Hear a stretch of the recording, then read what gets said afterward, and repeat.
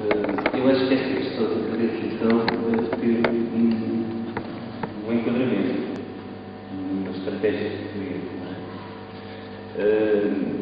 O Miguel falou muito bem de que as relações do poder com os agentes deviam pautar por diversos aspectos.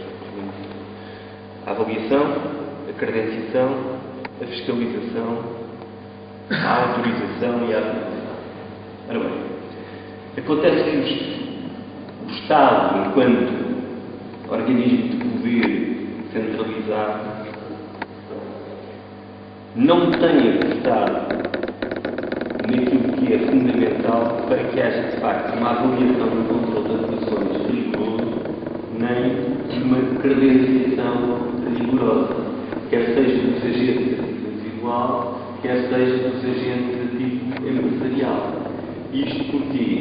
Porque o Estado se demitiu de criar um normativo claro e inteligível por todos e remete quase exclusivamente para os outros aspectos. É uma questão de ostentação do poder.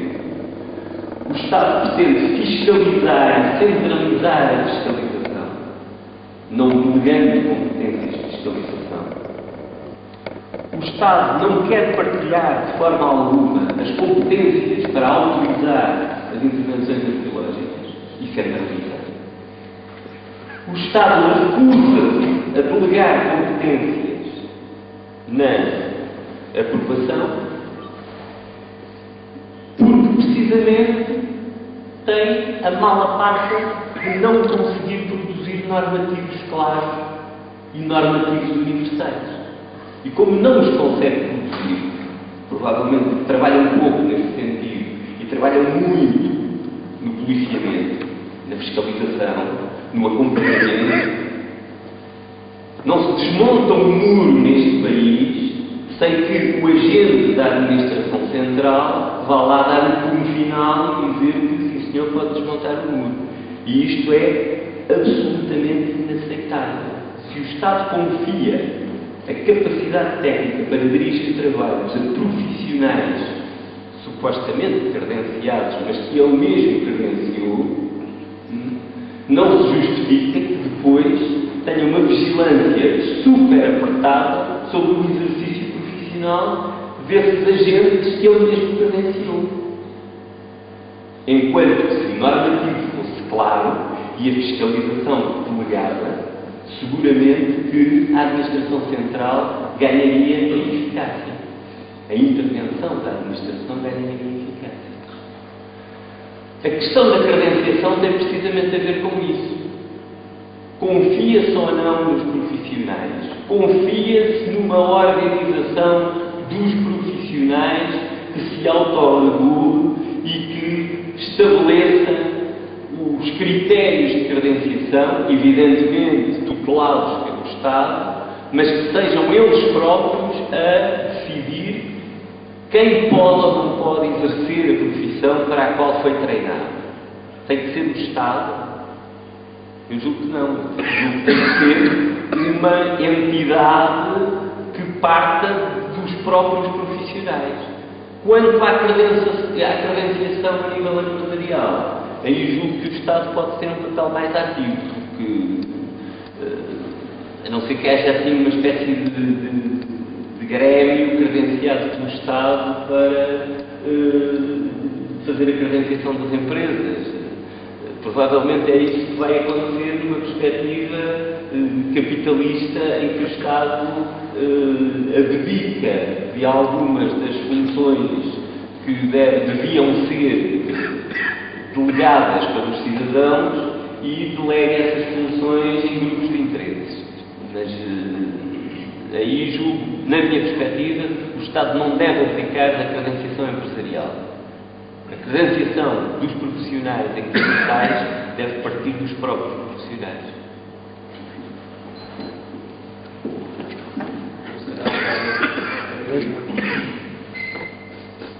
Um lado percebe muito bem porque é a diferença da credenciação das empresas e dos profissionais. E faz uma pequena confusão que para exercer a profissão se seja obrigado, por exemplo, que basta ter uma empresa habilitada que reúne um certo número de requisitos, ou ser um profissional que reúne um certo número de requisitos, que esteja tipificado pelo próprio Estado, obviamente com o mínimo dos profissionais, das universidades, dos profissionais em si, associações credíveis. Aliás, a própria questão da ordem, a mim, não me parece ser fundamental. Porque há mecanismos que os profissionais em regulação do Estado vão criar precisamente para definir esses critérios rigorosamente e adaptando ao longo do tempo conforme as necessidades. Repito, não me agrada que seja necessário uma pessoa pagar uma cota e responder perante um conjunto de regras que às vezes duram 50, 100 anos, não existirem 2 ordens, 3 ordens, 4 associações de empresas, desde que deem a resposta aos requisitos.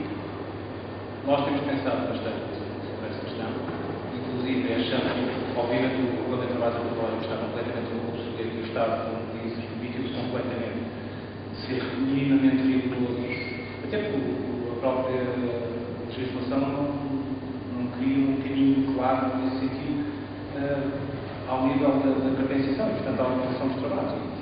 Toda e qualquer pessoa, desde que tenha uma licenciatura, na prática é autorizada, assim que acaba a universidade, a exercer profissão, independentemente depois do nível de exigência dos trabalhos. Gostava de saber quantos casos existem, milhares e milhares de nível de organização, de pessoas que foram reprovadas, nomeadamente, por exemplo, dos acompanhamentos arqueológicos, em que imagino grande parte das pessoas têm muito pouca experiência e são automaticamente autorizados. Eu acho que esse nível é possível criar uma metodologia relativamente simples de exigências e uma experiência adquirida. As pessoas teriam que ter determinados níveis de experiência e determinados níveis de formação curricular para exercer diferentes tipos de trabalhos. Acompanhamentos arqueológicos, excavações arqueológicas, participação em estudos de impacto ambiental, participação ou liderança em projetos de investigação.